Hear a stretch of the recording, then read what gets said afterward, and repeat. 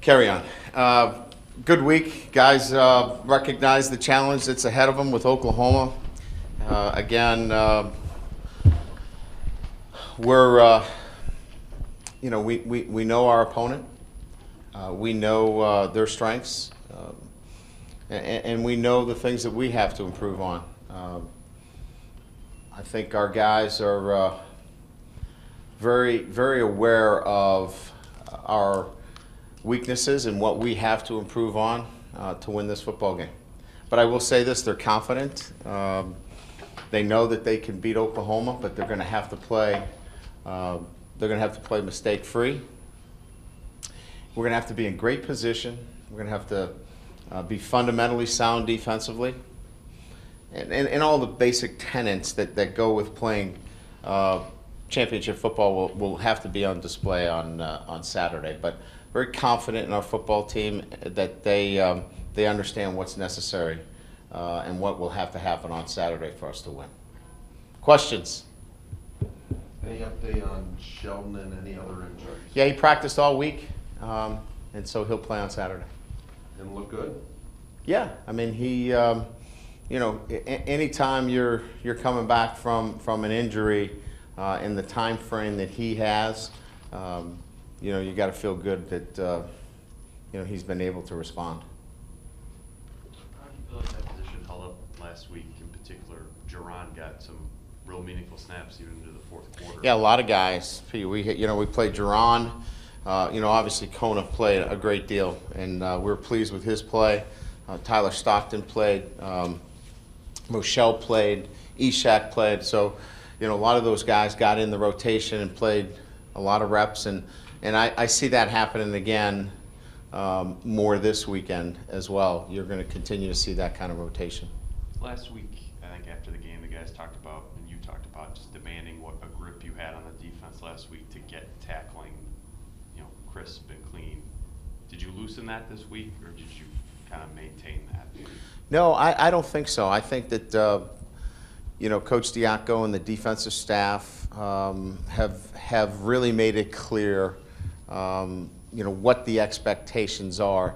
If you want to be on the field, this is the level of play that we have to see from you. And I think it's more than just tackling. I think it's production too, across the board. I like those frank one-on-one conversations. We don't embarrass our players. We talk to them one-on-one and tell them here are the expectations of what we have for you. And I think all of our players know what's expected of them. I guess with that in mind, you don't need to have those one-on-one conversations this week. Like, one time was enough in advance of Michigan State. The message has been delivered, and you feel like the guys get it now. Yeah, but I think we'll continuously have conversations if we feel like individual play has slipped in any one particular player's area, and we'll continue to do that.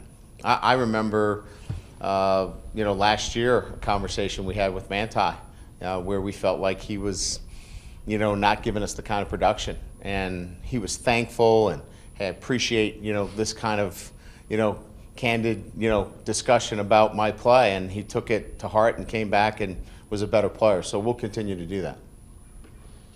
Coach, switching to offense, you've had a couple different guys, be it Nicholas or Chris Brown earlier, Corey Robinson, step up and be that guy to take a little pressure off of Daniels and Jones. Do you need a consistent third person, or can it be this way where a third guy just keeps emerging? You have such depth there. Do you need a guy to really emerge? Like Theo Riddick and Daniels were the third and fourth options last year as it got going. Do you need a third man to really step up each week?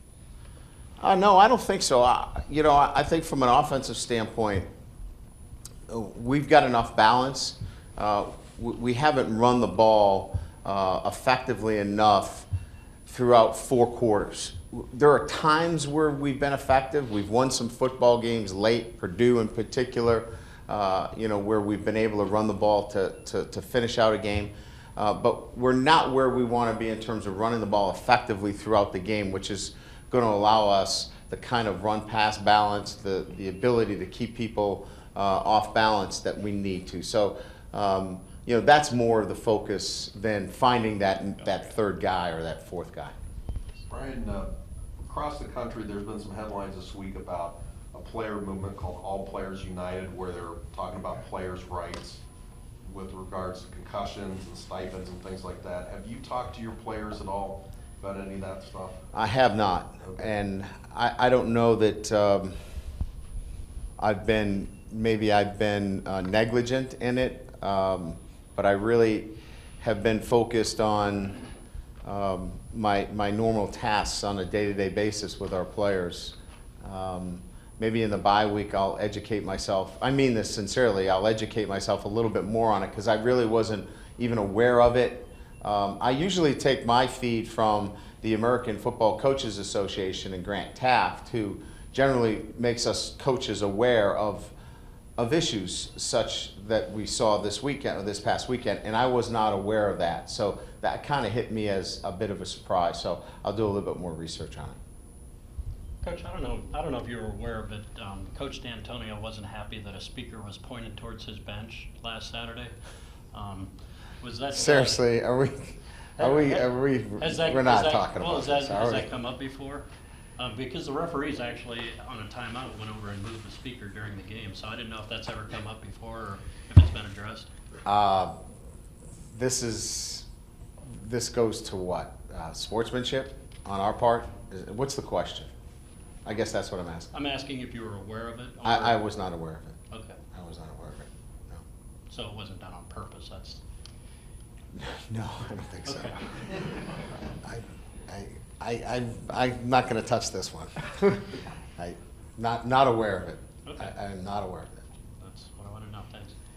Brian, there was a time. I'm only laughing because it's been so hard, as you know, to get any music in that stadium.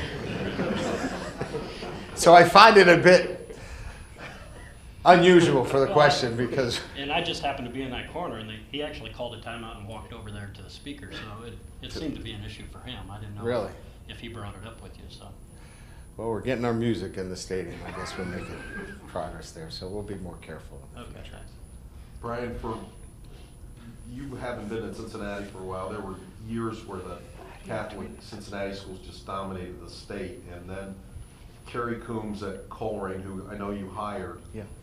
brings this public school kind of into the forefront. Can you talk a little bit about the culture at Coleraine, and again, just a guy like Jarrett Grace coming out of that culture, what kind of kid you get with that? Yeah. Well, I think there's similarities to that model that you're mentioning relative to the strong Catholic schools and the really good public schools. I would use an analogy with St. Joe's and Marion here and Mishawaka Penn High School. That's a very similar kind of scenario where you have a large public school like Coleraine that does such a great job coaching and developing a program from the Pop Warner program or the whatever it's called, the sixth graders, the fifth graders, and keeping them in the program and developing them through all those years, and running a tight program and developing high school and college players, and then obviously strong high school programs that have great feeder programs, and that's Coleraine with the St. X's and the Molders, and I think you have a similar thing here locally with Penn and St. Joe's in Mishawaka, in Marion. It's a very similar program. So you can get great kids out of Penn, you can get great kids out of Marion, you can get great kids out of St. Joe's. I think there's a lot of similarities there.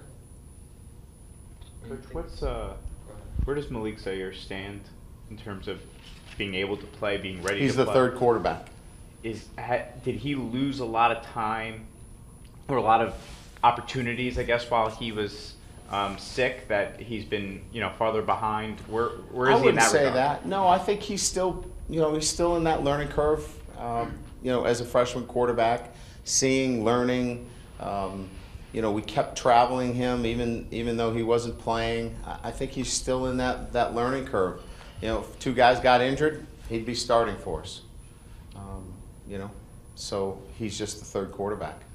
What's the biggest key at the start of a game for this team when there is a game that has, so much more hype, like this one seems to have, to be successful? What do you tell your guys before a game like this?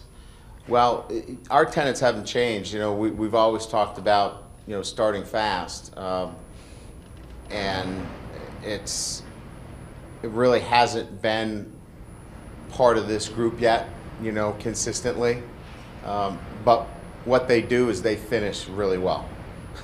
So I'd stick around if I were you, because they know how to finish games. We just need to make plays down the stretch, and we have to do a better job of being consistent through 4 quarters. We kind of, you know, we haven't really put together those 4 quarters of really good football, and we're going to need to do that against Oklahoma. So if we get off to a poor start and don't play well for a few quarters, we're going to find ourselves in a very difficult situation against a very good team in Oklahoma.